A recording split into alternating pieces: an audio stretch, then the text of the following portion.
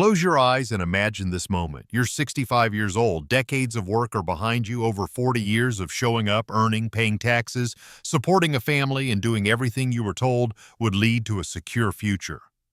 Now, retirement has arrived. You sit across from a financial advisor expecting clarity, maybe even reassurance. He opens your accounts, scrolls through the numbers, pauses. Then he looks up at you with a quiet expression you won't forget. Not shock, not confusion, just a subtle mix of sympathy and discomfort. On the screen is a single number, $88,400. That's your entire life savings. And somehow that number is supposed to carry you through the next 20 to 30 years. Yes, Social Security will contribute, around $1,900 a month on average.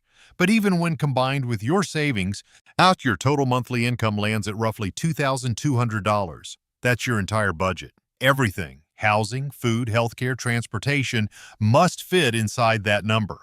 And suddenly your mind starts racing. Can I afford to stay where I live? Will I have to rely on my children? What happens when this money runs out? This isn't a worst-case scenario. This is the typical outcome. Right now, half of Americans approaching retirement have less than $88,400 saved.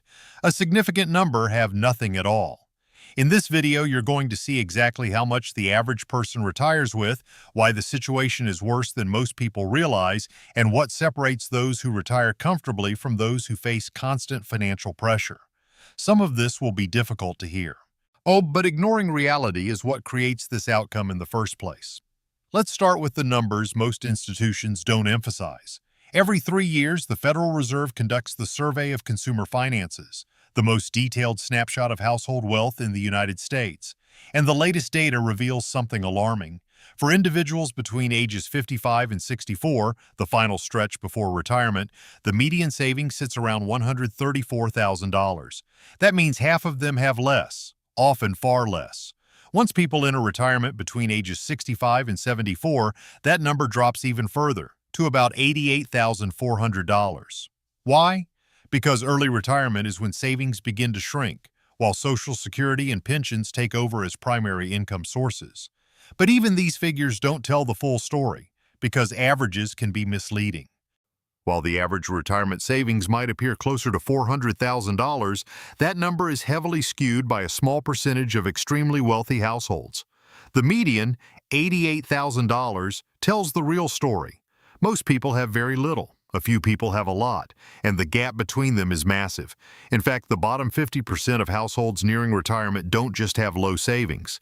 They have almost nothing, no meaningful retirement cushion at all, which means their future depends entirely on Social Security, family support, or continuing to work well past the age they expected to retire.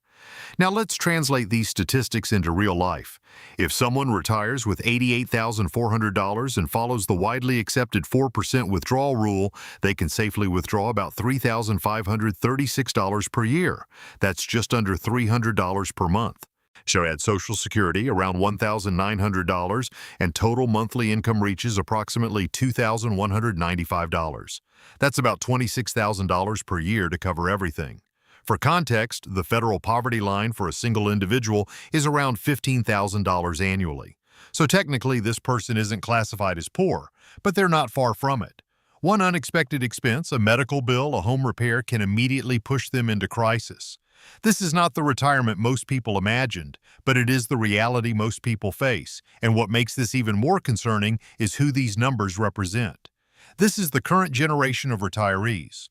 Many of them had advantages that are disappearing. They worked during a time when pensions were common, guaranteed lifetime income from employers. They bought homes when prices were far more reasonable relative to income. How they experienced long-term job stability and entered adulthood with significantly less debt. In other words, they had tailwinds.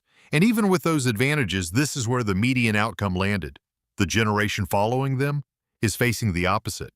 Those advantages are fading. And for younger generations, many of them are already gone. Pensions have largely disappeared, replaced by 401k plans that shift the entire burden onto the individual. Housing prices have surged far beyond wage growth. Job security has weakened. Healthcare costs continue to rise at an aggressive pace. The people retiring today with median savings of $88,400 had favorable conditions.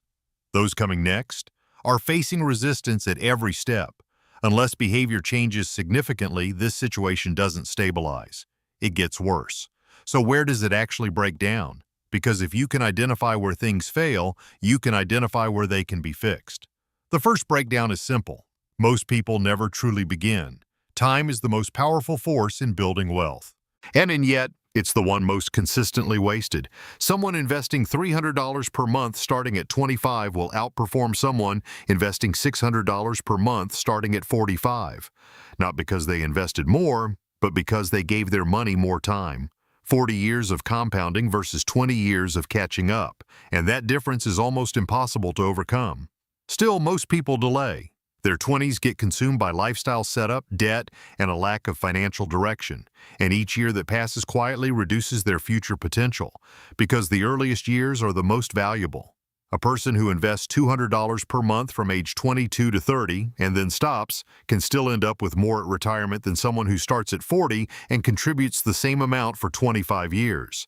10 early years outperform 25 late ones. Oh, it sounds backwards. Until you understand how compounding actually behaves. The second breakdown happens later, right when life becomes more demanding. People who started strong begin to slow down or stop entirely.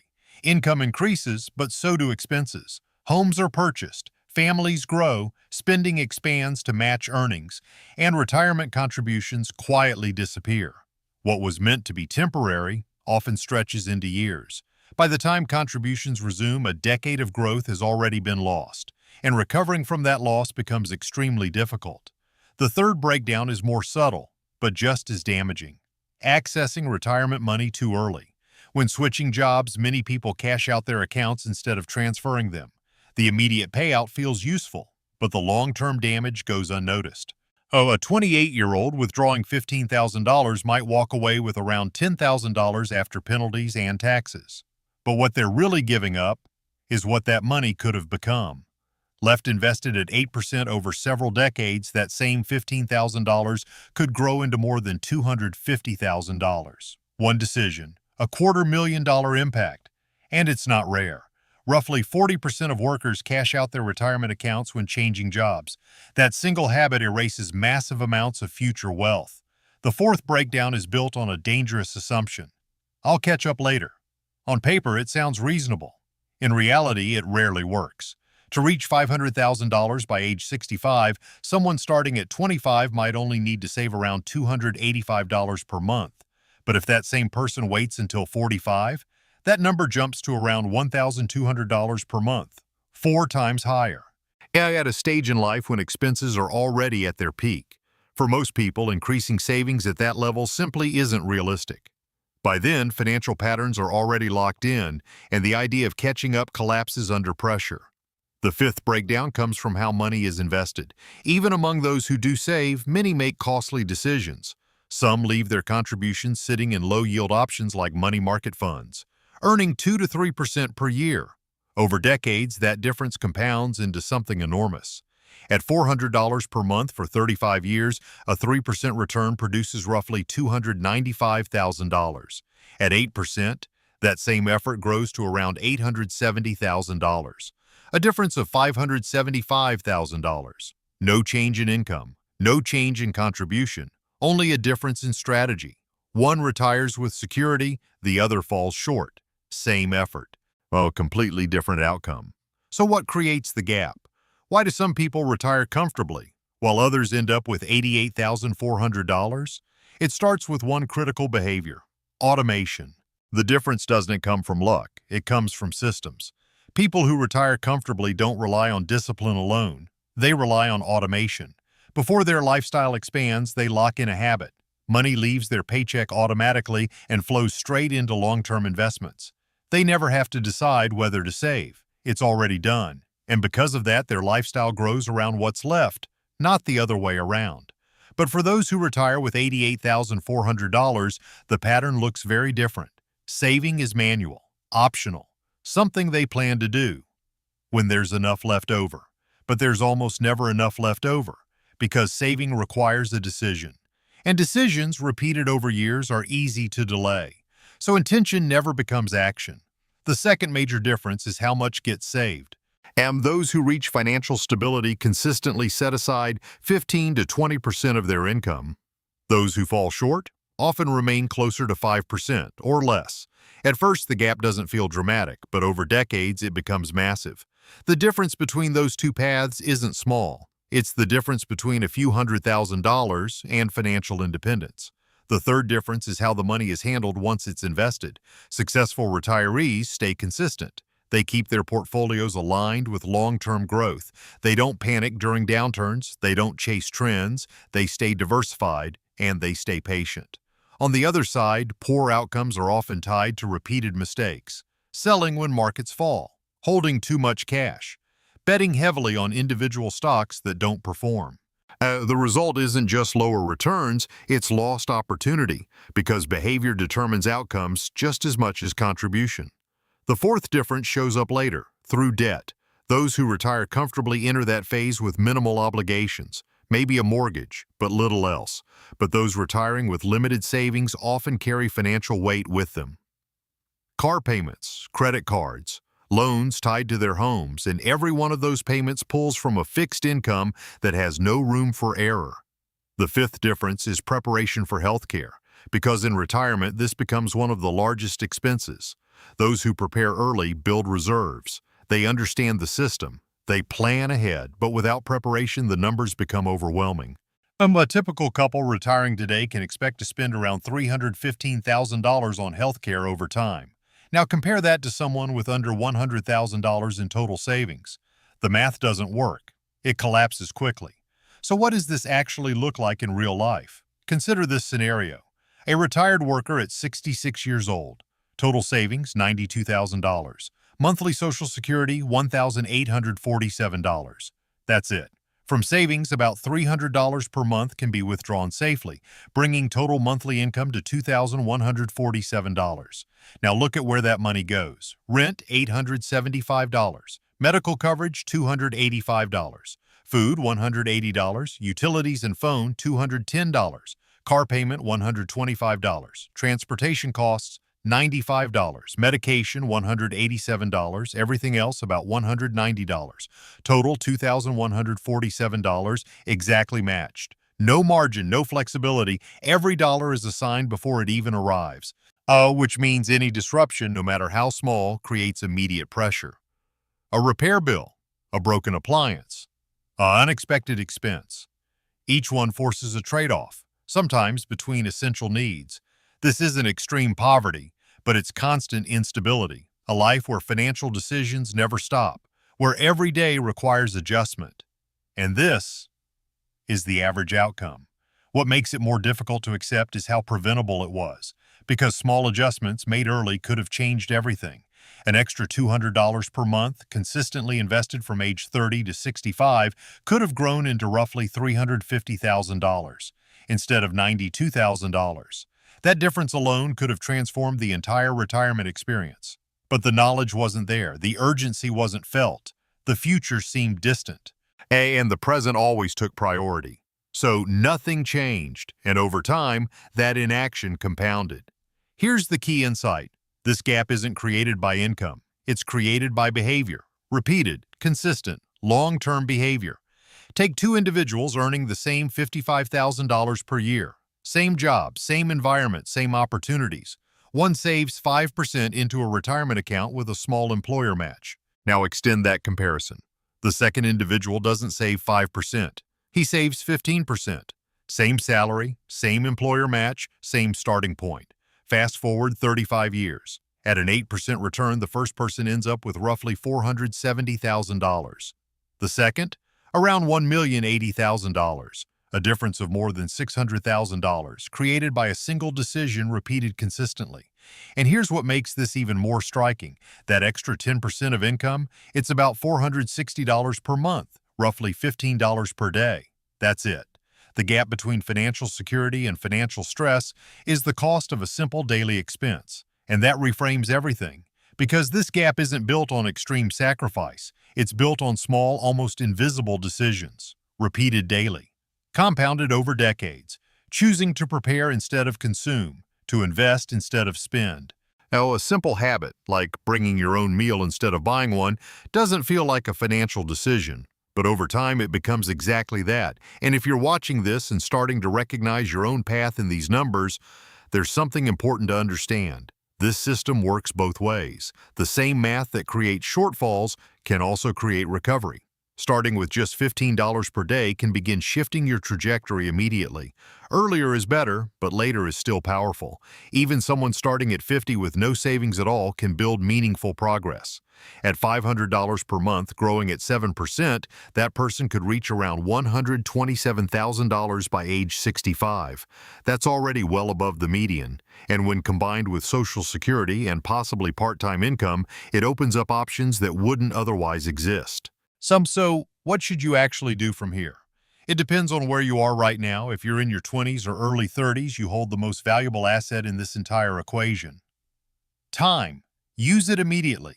Start contributing now. Take full advantage of any employer match. Increase your contribution gradually until it reaches at least 15%. Keep your investments simple, low-cost index funds, and most importantly, don't interrupt the process. Avoid withdrawing early, no matter how tempting it may feel in the moment.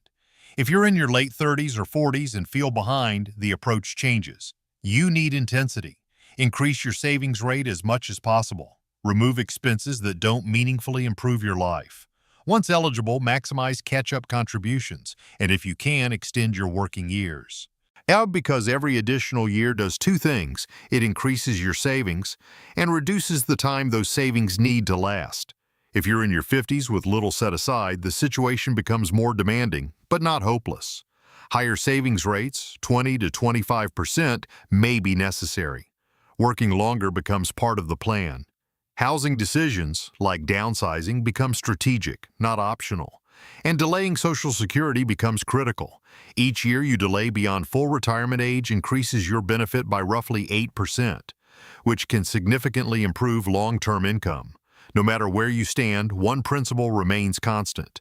Taking action today is more powerful than waiting for a perfect plan tomorrow. Because most people didn't end up with $88,400 through bad decisions. They arrived there through postponed ones. I'll start next year turned into, I should have started years ago. And by the time that realization hit, it was late. When people hear that the median retirement savings is $88,400, they tend to react in one of two ways. Some feel urgency. They act. Others feel discouraged. They assume the outcome is unavoidable. But that conclusion is wrong, because the median result comes from average behavior, and changing behavior changes the outcome. Look at the top 25% of savers. They've accumulated over $500,000. The top 10%, more than $1 million. These aren't entirely different people. They didn't all earn dramatically higher incomes. They simply followed different patterns, consistently, over time. The difference between $88,400 and $500,000 isn't income. It's discipline. It's priority. And most importantly, it's time.